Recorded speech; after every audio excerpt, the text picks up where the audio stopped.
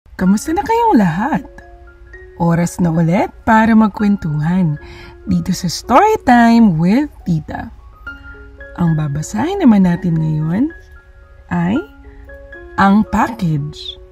Kwento ni R.M. Custodio at guhit ni Patricia Woods. Simulan na natin.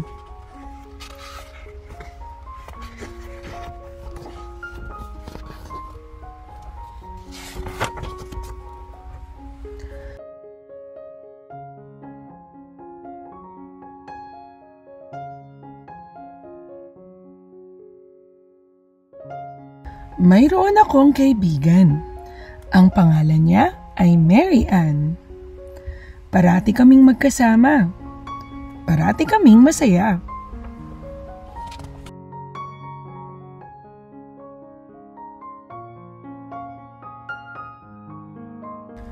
Nasa Saudi ang tatay ni Mary Ann. Buwan-buwan, parating may bagong damit at laruan at maraming candy at tsokolate si Mary Ann.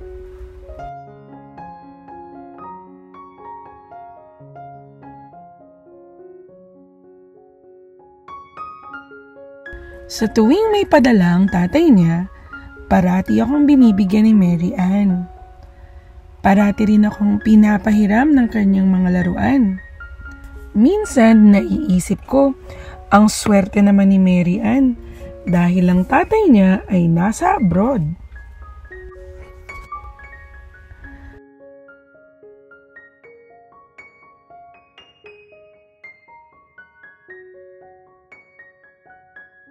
Si tatay ay isang doktor. Nagtatrabaho si tatay sa malapit na ospital sa amin. Sabi ng mga kapitbahay, marami na raw na doktor ang nagiging nurse. Dahil ang nurse daw ay madaling nakakapunta sa Amerika at malaking pera ang kinikita.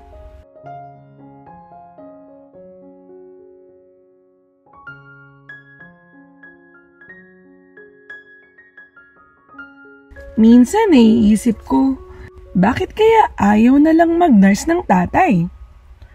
Para makapunta siya ng Amerika at kumita ng malaking pera.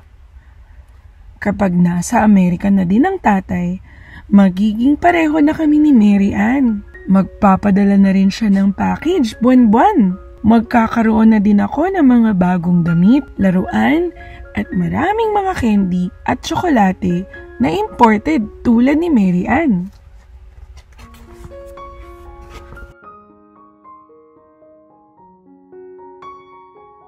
Pero sabi ng nanay, hindi raw iiwanan ng tatay ang pagdodoktor. Bakit, nanay? Dahil ang pagdodoktor ang gusto talagang gawin ng tatay mo kahit noong bata pa siya. Ayon pa kay nanay, ang pagiging doktor ng iyong tatay ay hindi lang para sa hanap buhay. Ito ay kanyang pangarap.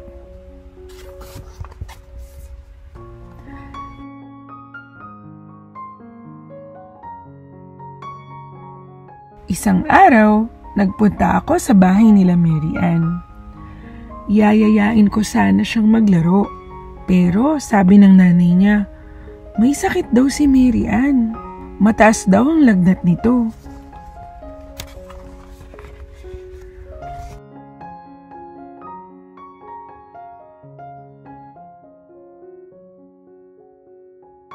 Nang sumunod na araw, umasa akong magaling na si Mary Ann. Pero ayon sa kanilang katulong, lalo raw lumala ang sakit ni Mary Ann, kaya isinugod na ito sa ospital.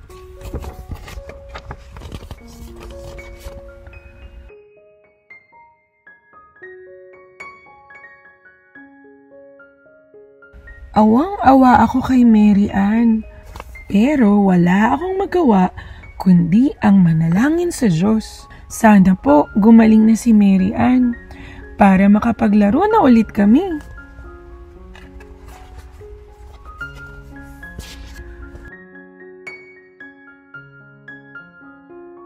Kinagabihan, narinig kong pinag-uusapan nila nanay at tatay ang sakit ni Mary Ann. Dengue daw pala ang sakit nito. Nakagat daw ng lamok na may dengue virus si Mary Ann, kaya nilagnat at ngayon ay nasa ospital. Napanood ko sa TV noon na mapanganib daw ang sakit na dengue. Ito daw ay nakamamatay.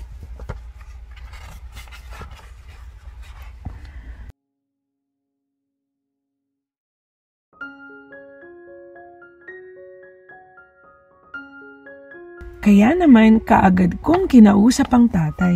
Ang sabi ko sa kanya, "Tatay, alagaan po ninyo si Mary Ann. Huwag niyo po siyang hahayaang mamatay." Ang sabi ng tatay, "Hindi ko hawak ang buhay ng iyong kaibigan, anak. Pero bilang doktor niya, gagawin ko ang lahat para matulungan siya at mapagaling."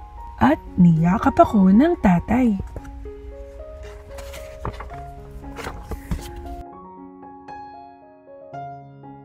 Noon ko naisip na buti na lang kasama ko ang tatay.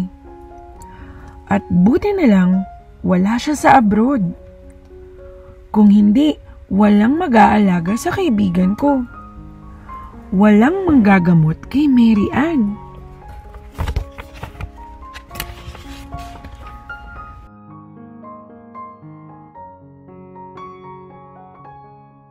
Hindi nagtagal at dinalaw ko sa ospital si Mary Ann. Magaling na siya at ligtas. Laking pasasalamat niya sa tatay ko. Dahil tatay ko ang gumamot sa kanya. Ang sabi pa ni Mary Ann, susulatan daw niya ang tatay niya sa Saudi. At ikukwento niya kung papaano siyang inalagaan ng tatay kong doktor.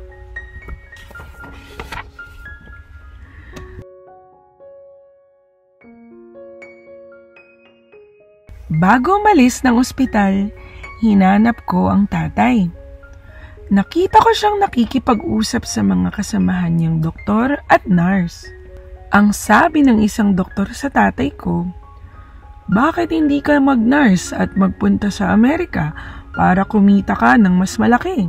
Pero ang sagot ng tatay, "Hindi ko kayang iwan ang asawa at anak ko. Hindi ko kayang malayo sa kanila."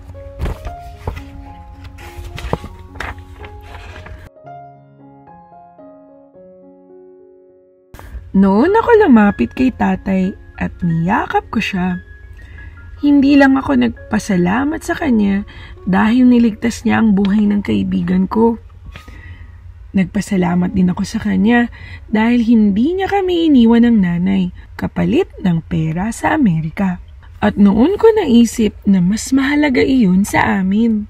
Na mas mahalaga pala sa akin na kasama ko ang tatay kesa sa buwan-buwang pagpapadala niya ng package. Paglaki ko, gusto ko ring maging doktor tulad ng tatay. Wakas. At dito nagtatapos ang kwento ng Ang Package.